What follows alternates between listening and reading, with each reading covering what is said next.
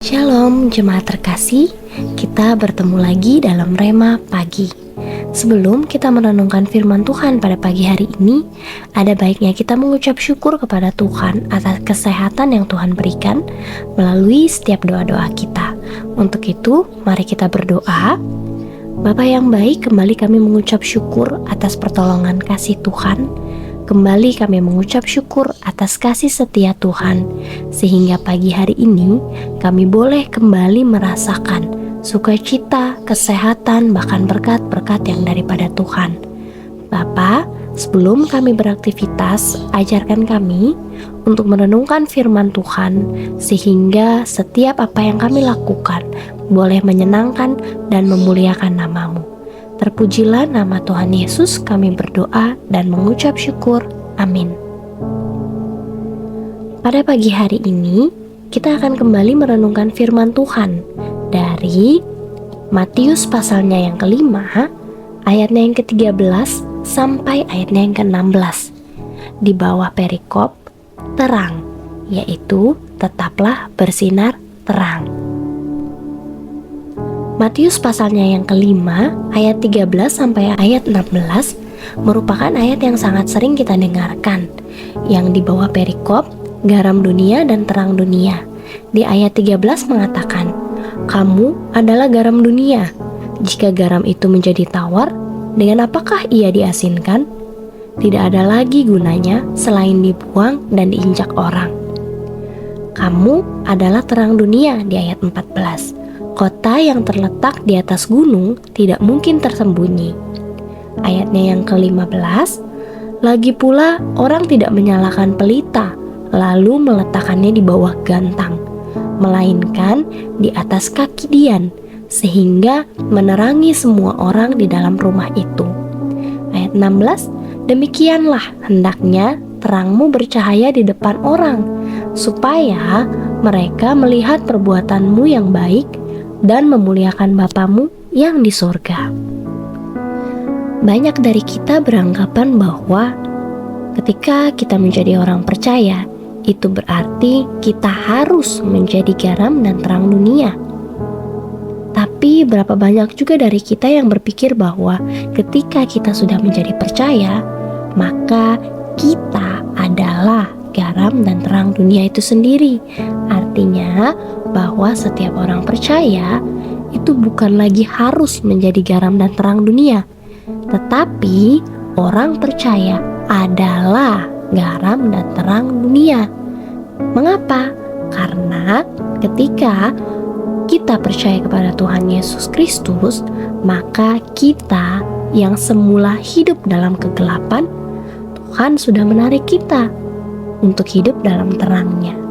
Untuk itu, ketika kita menjadi terang dunia dan garam dunia, apa yang harus kita lakukan sebagai orang percaya? Di ayatnya yang ke-13, kita bisa melihat secara bersama bahwa dikatakan, "Kamu adalah garam dunia. Jika garam itu menjadi tawar, dengan apakah ia diasinkan? Tidak ada lagi gunanya selain dibuang dan diinjak orang." Poin apa yang bisa kita dapatkan dan kita belajar bersama dari ayat 13? Yaitu bahwa janganlah menjadi tawar hati. Mengapa? Karena ketika banyak orang percaya kepada Tuhan Yesus Kristus, seiring berjalannya waktu, maka kasih mula-mula kita kepada Tuhan seringkali justru menjadi hambar. Kita menjadi merasa biasa saja, atau bahkan kita menjadi seperti rutinitas pada umumnya. Contohnya, ketika awal-awal kita sangat menyenangi membaca firman Tuhan, maka lambat laun, maka rasa bosan itu pasti akan timbul. Karena kita beranggapan atau kita menganggap bahwa baca firman adalah suatu keharusan. Lalu, bagaimana cara menanggulanginya? Yaitu ketika kita mengubah pola pikir kita bahwa membaca firman Tuhan itu bukan keharusan, melainkan membaca firman Tuhan merupakan salah satu cara kita untuk bersyukur kepada Tuhan. Bahkan membaca firman Tuhan juga merupakan salah satu cara kita untuk mengerti dan mengetahui apa sih yang menjadi rencana Tuhan dalam hidup kita. Apa sih yang ingin Tuhan katakan melalui kehidupan kita setiap hari? Dengan demikian, maka ini merupakan salah satu cara untuk kita tidak menjadi bosan dalam hubungan kita kepada Tuhan. Karena apa?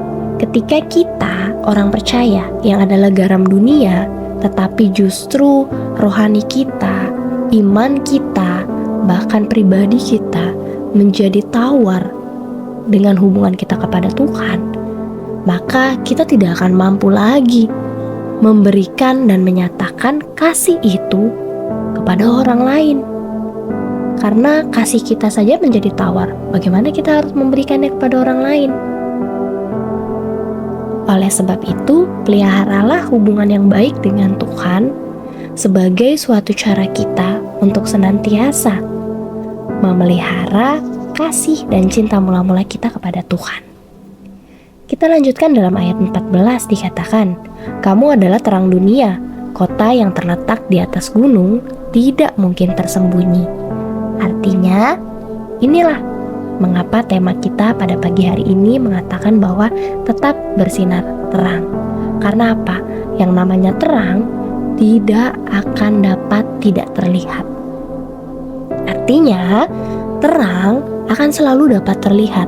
Untuk itu kehidupan kita sebagai orang percaya seharusnya itu setiap harinya dapat menjadi contoh yang baik bagi orang lain, dapat menjadi teladan yang benar bagi orang lain. Kehidupan kita seharusnya tidak menjadi suatu gelombang yang naik turun, tetapi justru kehidupan kita harus semakin naik. Artinya, semakin kita dekat kepada Tuhan, semakin kita membangun hubungan pribadi kita dengan Tuhan, maka teladan yang kita keluarkan melalui perkataan, perbuatan, pikiran akan sesuai dengan kehendak Tuhan hari lepas hari. Itulah yang dinamakan tetap bersinar terang. Untuk itu, dalam ayat 15 dan ayat 16 mengatakan, "Lagi pula orang tidak menyalakan pelita lalu meletakkannya di bawah gantang, melainkan di atas kaki dian, sehingga menerangi semua orang di dalam rumah itu. Demikianlah hendaknya terangmu bercahaya di depan orang, supaya mereka melihat perbuatanmu yang baik dan memuliakan Bapamu yang di surga." Artinya, hendaklah kehidupan kita terus menjadi berkat, terus menjadi terang, apapun kondisi dan situasi yang sedang kita hadapi secara pribadi. Karena yang namanya menjadi teladan, khususnya dalam kebenaran, tidak selalu berpusat pada kondisi hati kita, berpusat pada situasi yang kita alami, tetapi menjadi teladan yang benar bagi semua orang. Itu harus kita lakukan dalam kehidupan kita hari lepas hari. Itulah kehidupan orang percaya, itulah kehidupan yang menjadi terang yang sesungguhnya. Jadi, ketika kita merasakan bahwa hari-hari ini kehidupan kita semakin terasa hambar dan tawar, khususnya hubungan pribadi kita dengan Tuhan, cobalah untuk kembali mengintrospeksi diri sehingga kehidupan kita kembali kepada cinta kita mula-mula kepada Tuhan.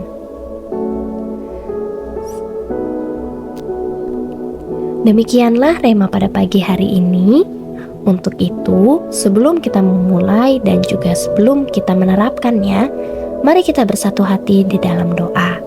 Bapa kami yang baik, kami kembali mengucap syukur untuk rema pada pagi hari ini yang kembali mengingatkan kami untuk kami senantiasa memelihara terang yang ada pada kami untuk tetap bercahaya, sehingga kehidupan kami boleh terus memancarkan sinar kemuliaan Tuhan, boleh terus memancarkan kasih Tuhan dalam setiap kehidupan orang-orang di sekeliling kami. Untuk itu Bapa, mampukan kami dan berikan kami kekuatan untuk terus menjaga dan mengawasi hati kami, untuk senantiasa hati kami mengerti akan setiap rencanamu, dan hati kami tidak terpengaruh pada situasi dan kondisi, bahkan perkataan orang lain. Biarlah hati kami senantiasa terus berada dalam kehendak Tuhan dan mendengarkan apa yang menjadi perkataan-Mu. Terima kasih Bapa kami yang baik.